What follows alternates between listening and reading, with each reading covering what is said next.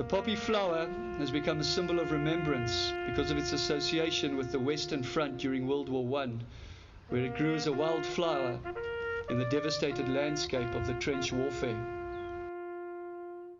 This is the 75th anniversary of the end of World War II, in which 95 old boys and members of staff of this school became the supreme sacrifice, as commemorated today by the placing of crosses for each of these men.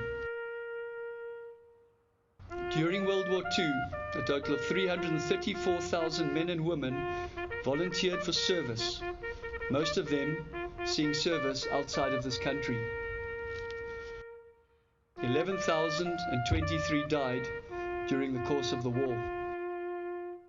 As we conclude the ceremony today, we're going to be undertaking a poppy drop, in which we will drop a poppy for each of the 11,023 South Africans who died in the Second World War. We ask you to observe in silence this concluding item on the program as you ponder the human cost of war.